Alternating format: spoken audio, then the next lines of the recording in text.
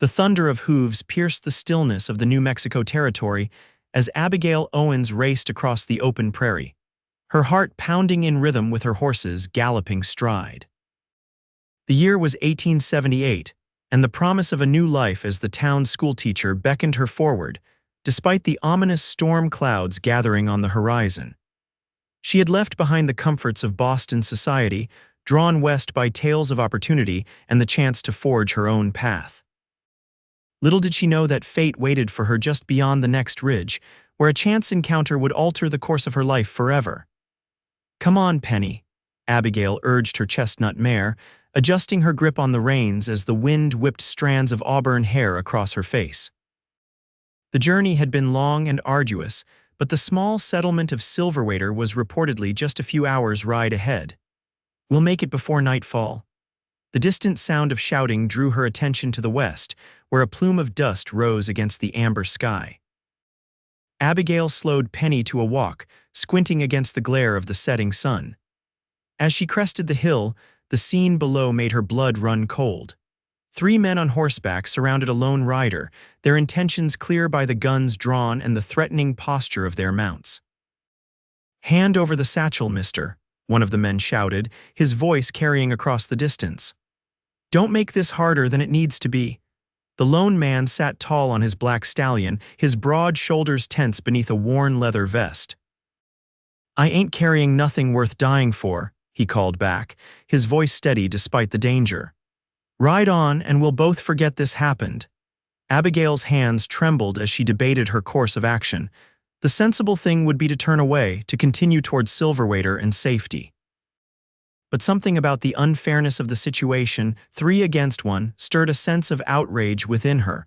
Before she could reconsider, one of the bandits spotted her silhouette against the sky. "Look what we have here, boys," he drawled, pointing in her direction. "Seems we got ourselves a lady witness." The lone rider's head whipped around, his eyes meeting Abigail's across the distance. Even from afar, she could see the flash of concern in his expression. "Ride," he shouted to her. "Get out of here." The momentary distraction was all the bandits needed. A shot rang out, echoing across the prairie. The lone rider clutched his side, swaying in the saddle, but remarkably remained upright. In a move of surprising agility despite his wound, he drew his revolver and fired back, sending one of the bandits tumbling from his horse. Abigail's paralysis broke at the sound of gunfire. She yanked Penny's reins and kicked her flanks, spurring the horse into a gallop away from the violence. Guilt and fear warred within her as the sounds of more shots followed her retreat. She had unintentionally made the situation worse, becoming a distraction at a crucial moment. After riding hard for several minutes, Abigail slowed and risked a glance back. To her astonishment, the lone rider was following at a distance, his black stallion eating up the ground despite its rider's obvious distress. Behind him, there was no sign of pursuit somehow. He had managed to drive off or disable his attackers. As she watched, the man suddenly slumped forward over his horse's neck. The stallion continued its determined pace, following Penny as if sensing that safety lay in that direction. "Oh no," Abigail whispered, pulling Penny to a stop. The wounded man's horse approached, slowing as it reached them. Up close, Abigail could see the severity of the situation. Blood seeped through the man's fingers where he clutched his side, and his face had gone alarmingly pale beneath his tan. His hat had been lost in the struggle, revealing thick dark hair streaked with trail dust. "Madam," he managed, his voice strained, "you shouldn't have stopped." His eyes, a striking hazel that reminded Abigail of the autumn woods back home, struggled to focus on her face. "Not safe. You're hurt," Abigail said, dismounting quickly and moving to his side. "Let me help you." "Name's Heath O'Malley." His words came in labored breaths. "You should leave me. They might come back." "I'm Abigail Owens, and I'm not leaving you, Mr. O'Malley." She reached up to steady him as he began to slide from the saddle. Despite her petite frame, Abigail managed to break his fall, though they both ended up on the ground with Heath half sprawled across her lap. "Can you stand? We need to find shelter before dark." Heath tried to push himself upright, gritting his teeth against the pain. "There's an abandoned line shack, about a mile east. Used to belong to the Cross T Ranch." The sky darkened as they made their slow, painful way toward the shelter Heath had mentioned. Abigail walked alongside his horse, keeping one hand on his leg to steady him while leading Penny with the other. Each step seemed to cost the man dearly, but he remained conscious through sheer determination. The line shack appeared as the first drops of rain began to fall, a small, weathered structure half hidden among a stand of cottonwood trees.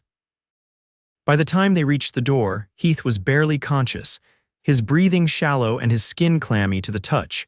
With considerable effort, Abigail managed to help him inside and onto a narrow cot that stood against one wall. The interior was dusty but intact, with a small wood stove, a rickety table, and shelves that held a few abandoned supplies. "Mr. O'Malley," she said, kneeling beside him. "I need to look at your wound. Can you hear me?" Heath's eyes fluttered open, focusing on her with difficulty. "Just Heath," he mumbled. "Nobody's called me Mr. in a long time. Heath, then, I need to remove your vest and shirt to tend to that bullet wound." His lips quirked in a ghost of a smile. "Not exactly how I imagined undressing for a lady." Despite the gravity of the situation, Abigail felt heat rise to her cheeks. "This is hardly the time for impropriety, sir. You're bleeding quite severely." With trembling fingers, she helped him remove his vest and then unbuttoned his once white shirt, now stained crimson. The bullet had torn through his side, leaving an ugly gash that continued to seep blood. Abigail swallowed hard, fighting the wave of nausea that threatened to overwhelm her.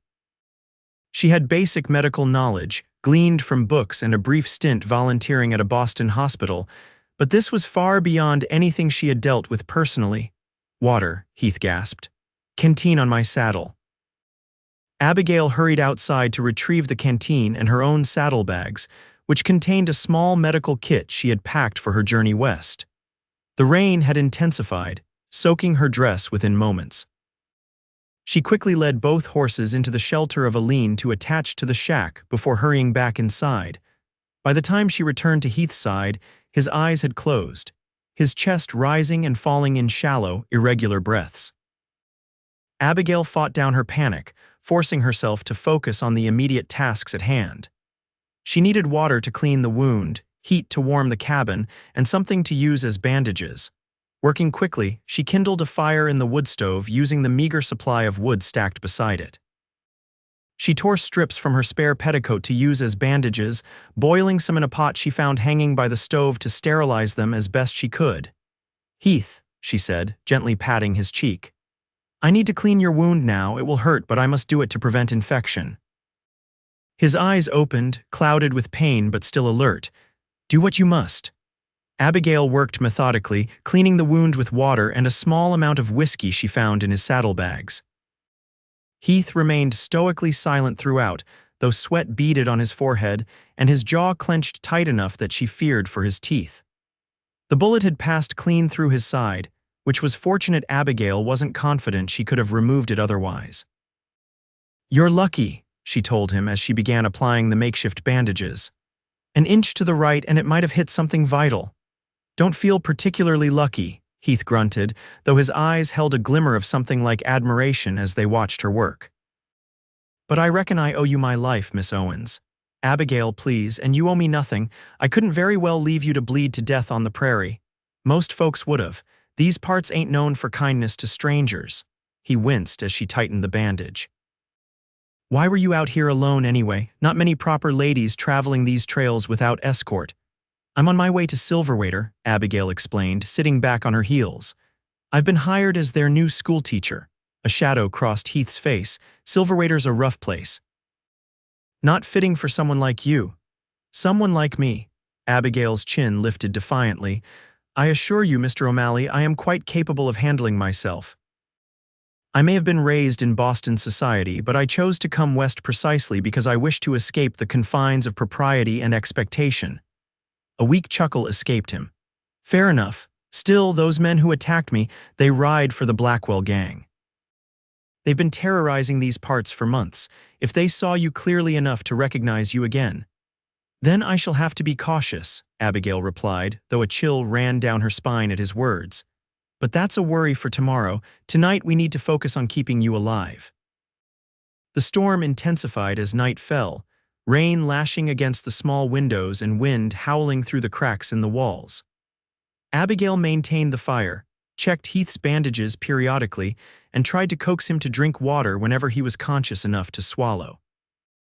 Around midnight, fever set in. Heath tossed restlessly on the narrow cot, muttering incoherently about something called Promise Canyon and someone named Sarah. Abigail bathed his forehead with cool water, whispering soothing words even as her worry deepened. Without proper medicine, infection could claim him even if the wound itself wasn't fatal. "You'll be all right," she told him, unsure if he could hear her through the fever's haze. "You're strong, Heath O'Malley, too stubborn to die from one bullet, I'd wager." As if in response to her words, his hand found hers, gripping it with surprising strength. "Don't leave," he mumbled, his eyes opening briefly but not truly seeing her. "I won't," Abigail promised, settling more comfortably beside the cot. "I'll stay right here." Dawn broke with tentative streams of sunlight piercing the cloud-laden sky. The rain had finally stopped, leaving behind a freshly washed landscape and puddles that reflected the lightening heavens. Inside the line shack, Abigail stirred from an uncomfortable doze, still seated on the floor beside Heath's cot, her hand still clasped in his. She blinked blearily, assessing her patient. His face remained flushed with fever, but his breathing seemed steadier than before. The makeshift bandages needed changing blood, and serum had seeped through during the night. Carefully extracting her hand from his grasp, Abigail rose stiffly and set about preparing fresh water and bandages. "Good morning," Heath's raspy voice startled her as she knelt beside him with the fresh supplies. His eyes, though glassy with fever, were lucid. "You really stayed." "I said I would," Abigail replied simply, helping him raise his head slightly to drink. "How do you feel?" "Like I've been trampled by a herd of buffalo." He attempted a smile, wincing as the movement pulled at muscles connected to his injured side. "But alive, thanks to you." "We're not out of danger yet," she warned, carefully removing the soiled bandages. "The fever indicates infection." "I've used what little whiskey you had to clean the wound, but without proper medicine." Heath nodded weakly. "In my saddlebag's inner pocket, there's a small pouch of herbs, Cherokee medicine. Woman named Morning Dove taught me. Used it before when I couldn't reach a doctor." Abigail retrieved the pouch, opening it to reveal a mixture of dried leaves and flowers that released a pungent, earthy aroma. Following Heath's labored instructions, she prepared a paste to apply to the wound and brewed a bitter tea for him to drink. "This looks rather unappetizing," she commented as she held the cup to his lips. He grimaced at the taste but swallowed dutifully. "Tastes worse than it looks, but it works." Throughout that day, Abigail tended to Heath, changing his bandages, applying the herbal paste, and ensuring he drank both water and the medicinal tea. Between these tasks, she cared for their horses, took inventory of their limited supplies, and ventured a short distance from the shack to gather more firewood. By evening, Heath's fever had broken, leaving him weak but clear-headed. He watched Abigail as she moved about the small space, her efficiency and calm determination a source of quiet amazement. "You'd make a fine frontier wife," he observed as she stirred a simple stew made from dried beef and beans she'd found among the abandoned supplies. Abigail paused mid-stir, a faint blush coloring her cheeks. "I believe you're still delirious, Mr. O'Malley. I've simply done what anyone with basic human decency would do." "Heath," he reminded her, "and no, most people wouldn't risk their lives for a stranger you could have ridden on." "Should have, probably, and left you to die. I couldn't do that." "Why not? You don't know me. For all you know, I could be an outlaw myself." Abigail considered this as she ladled stew into a chipped bowl. "Are you an outlaw, I mean?" "No," Heath answered after a moment. "Not anymore anyway." She raised an eyebrow as she helped him sit up enough to eat. "That sounds like a story worth hearing when you're stronger. Not a pleasant one." His expression darkened momentarily before he forced a lighter tone. "What about you? What brings a proper Boston lady to the New Mexico territory?" Abigail settled on a rickety stool beside the cot, her own bowl of stew balanced on her lap. "I wanted adventure. Independence. In Boston, my path was predetermined marriage to a suitable gentleman, a life of social calls and charity work. Teaching was the only respectable profession available to me, and even that was frowned upon for a woman of my station. So you came to the wildest territory in the country, quite a leap. Perhaps, she acknowledged with a small smile. But the advertisement for a schoolteacher in Silverwater promised housing, fair pay, and the opportunity to build something meaningful. The mayor's letters painted a picture of a growing community in need of education and refinement. Heath's expression grew troubled. Silverwater has changed since those letters were sent, I'd wager. The silver mine played out 6 months ago, half the town left, and those who remained aren't the kind who prioritize schooling. What do you mean? The Blackwell gang moved in. They've practically taken over the town. Mayor Thornton probably still sends out those advertisements, collecting teacher salaries from the territorial government for positions that don't really exist anymore. Abigail's spoon froze halfway to her mouth. That's fraud, and I've spent nearly everything I have to get here. I'm sorry, Heath said, genuine regret in his voice. The territory's full of schemes like that. Folks back east don't know any better. They finished their meal in contemplative silence, each absorbed in their own thoughts. As Abigail cleared away the bowls, Heath's voice stopped her. There are other towns, legitimate ones. When I'm able to travel, I could take you to Santa Fe. They always need teachers there. The offer surprised her. You do that? Take me all the way to Santa Fe, least I could do after you saved my life. His eyes met hers, serious and intense. Besides, I wouldn't feel right leaving you to face Silverwater alone, knowing what's waiting there. Abigail felt an unexpected warmth bloom in her chest at his concern. Thank you, that's very kind. Not kindness, Heath said quietly, just decency like you showed me. The days that followed fell into a rhythm as Heath slowly regained his strength, and Abigail adapted to their isolated situation. Each morning, she checked his wound, which was healing remarkably well thanks to the combination of her care and the Cherokee medicine. Each afternoon, she helped him walk a little farther, first just sitting up, then standing, then taking a few steps around the shack, and eventually venturing outside to sit in the sunshine. During these days, they talked. Heath told her about his life as a Texas Ranger turned bounty hunter, pursuing only those truly deserving of justice, rather than men whose only crime was being on the wrong side of powerful interests. Abigail shared stories of Boston society, her dreams of making a difference through education, and her secret love of adventure novels that had partly inspired her journey west. My father caught me reading The Prairie Flower when I was 16, she recounted with a laugh, sitting beside Heath on a log outside the shack. He was scandalized, said such literature would fill my head with dangerous notions. Seems he was right, Heath observed with a smile that transformed his rugged features, crinkling the corners of his eyes. Here you are, living your own adventure tale. Yes, complete with dashing wounded hero, Abigail replied, then blushed furiously when she realized what she'd said. I mean dashing, am I? Heath's smile widened. High praise from a Boston society lady. You're teasing me, she accused, but couldn't help returning his smile. In the week they'd spent together, she discovered a keen intelligence behind his frontier mannerisms and a sense of humor that frequently caught her off guard. Maybe a little, he admitted. It's worth it to see you blush. Their eyes met and held for a moment too long before Abigail looked away, her heart beating unexpectedly fast. This growing attraction was dangerous, she knew. Heath O'Malley lived a life of constant movement and occasional danger. She sought stability and purpose. Once he delivered her to Santa Fe, their paths would naturally diverge. Yet each evening, as they sat by the fire talking long into the night, that future separation seemed increasingly difficult to accept. On the 10th day of their unexpected cohabitation, Heath announced he felt strong enough to travel. We should head out tomorrow, he said as they shared a breakfast of cornmeal mush sweetened with the last of Abigail's sugar. I don't like staying in one place too long. If any of those Blackwell boys survived, they might come looking. Abigail nodded, ignoring the pang of regret that their time together was ending. Of course, I've packed what supplies we can take. It's about a 4-day ride to Santa Fe, Heath continued, watching her carefully.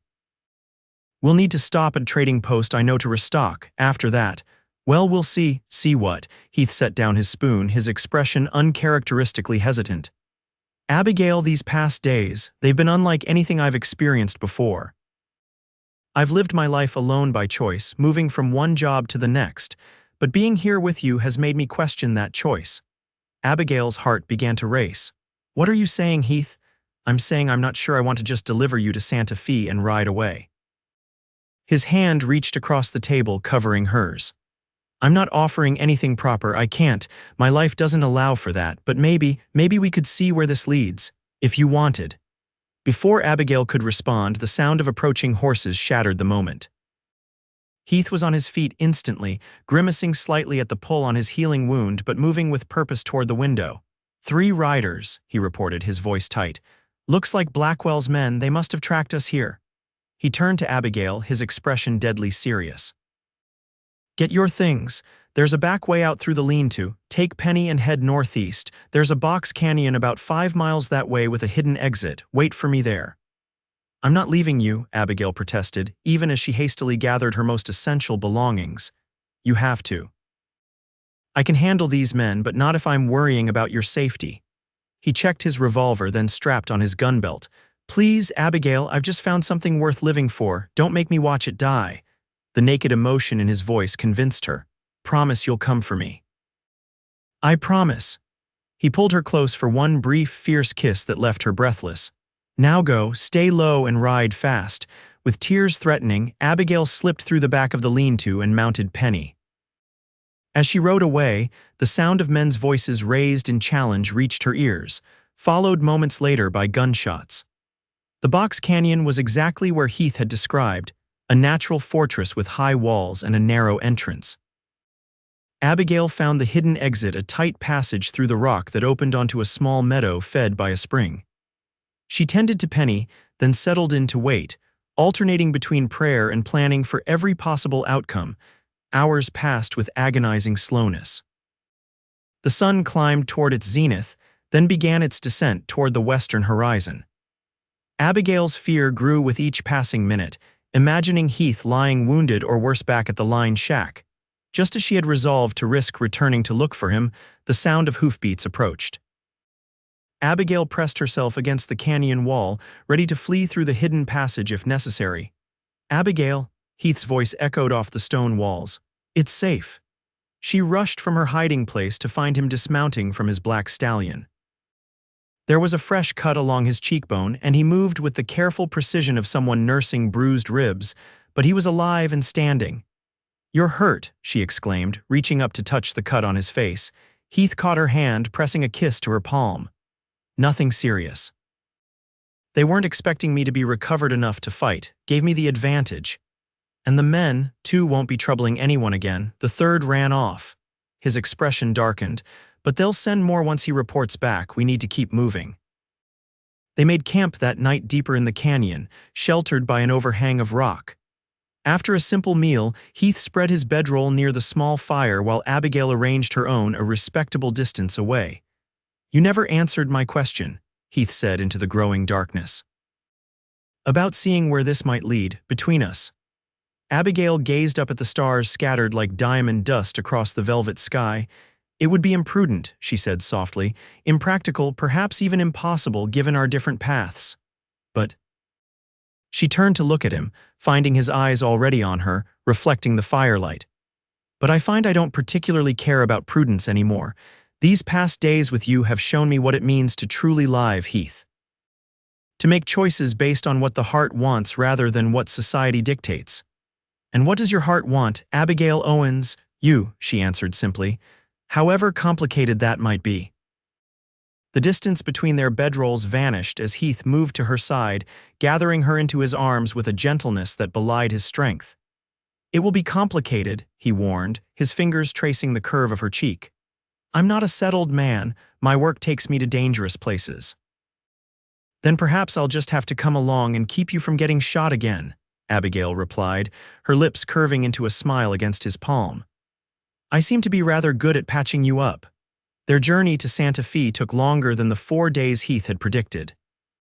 Not from any difficulty in travel, Heath's strength returned more each day, and the weather remained fair, but because neither was in a particular hurry to end their time alone together.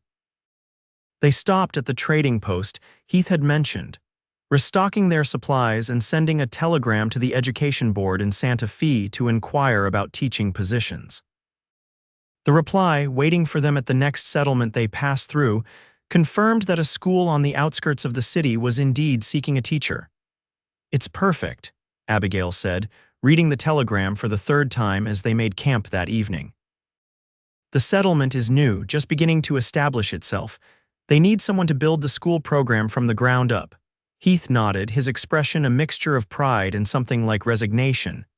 "They'll be lucky to have you. You'll transform the place." Abigail set the telegram aside, studying his face in the firelight. "You're still planning to leave, aren't you, once you've delivered me safely?" "I have obligations," Heath said carefully. "Men I've promised to bring to justice, people counting on me, I understand." Abigail moved to sit beside him, leaning against his shoulder. "I wouldn't ask you to abandon your responsibilities." Heath's arm circled her waist, drawing her closer. But perhaps you could consider Santa Fe a place to return to, between assignments." She looked up at him, vulnerability clear in her eyes. A home base of sorts. The word home hung between them, laden with meaning. Heath was silent for a long moment, gazing into the fire. "I haven't had a home since I was 18, he finally said. "Not sure I remember how it works." "It's simple," Abigail said, reaching up to turn his face toward hers. "It's where someone waits for you, where you're missed when you're gone and welcomed when you return. You'd wait for me?" The question held a note of wonder, as if the concept was foreign to him. "Yes." The simplicity of her answer seemed to affect him deeply. "I can't offer you a conventional life. I might be gone for weeks, sometimes months. I'm not asking for conventional, I'm asking for real." Her hand found his, fingers intertwining. "These past weeks have been more real than all my years in Boston. You've shown me a way of living that's true and uncompromising, Heath. Don't ask me to settle for less now." Under a canopy of stars, with the whisper of the wind through the pines as their only witness, Heath O'Malley kissed Abigail Owens with all the longing and hope that had been building between them. In that kiss was a promise not of perfection, but of possibility. They arrived in Santa Fe 3 days later, the bustling territorial capital a stark contrast to the quiet solitude of their journey. Abigail was welcomed warmly by the school board, who were impressed by her credentials and enthusiasm. The position came with a small house on the edge of the settlement, modest but clean, with 2 rooms and a front porch that faced the mountains. "It's perfect," she told Heath as they stood in the empty main room, sunlight streaming through the windows. A blank canvas. Heath watched her as she moved around the space, already planning where furniture would go, how she would arrange her books, where she would place a desk for grading papers. The light in her eyes as she envisioned this new life was captivating. "I have to leave tomorrow," he said quietly. "There's a man I've been tracking who was last seen near Albuquerque. The bounty on him will keep you comfortable while I'm gone." Abigail paused in her explorations, the joy in her expression dimming slightly before she squared her shoulders. "How long will you be gone?" "A few weeks." "A month at most." He crossed to her, taking her hands in his. "But I'll come back, I promise you that. I know you will." Her faith in him was humbling. "And I'll be here building something for us both." That evening, as they sat on the porch of what would be her home, their home, in time Heath reached into his pocket and withdrew a simple gold band. "This was my mother's," he explained, holding it up so it caught the last rays of the setting sun. "She gave it to me before she died, told me to give it to the woman who made me want to be a better man." He met Abigail's startled gaze. "I'm not asking for promises now, just that you keep it for me, a reminder that no matter where I go, I have a reason to return." Tears glistened in Abigail's eyes as she accepted the ring, sliding it onto her finger where it fit as if made for her. "I'll keep it safe," she whispered, "along with my heart, which has been yours since you stood against 3 men to protect a stranger." "And I'll keep you safe," Heath vowed, drawing her into his arms. "The woman who saved me in more ways than she knows."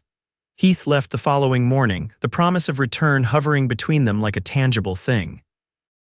Abigail stood on the porch long after he had ridden out of sight, the gold band on her finger catching the light. In the months that followed, Abigail built her school and her reputation in the growing community.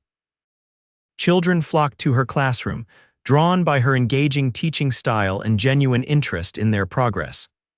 Parents who had initially been skeptical of the refined Eastern woman soon became her strongest supporters, and Heath returned, as promised. first for a few days, then for increasingly longer stays between his assignments. Each time he brought stories of his travels, small treasures for their growing home, and a deepening certainty that his wandering days were numbered.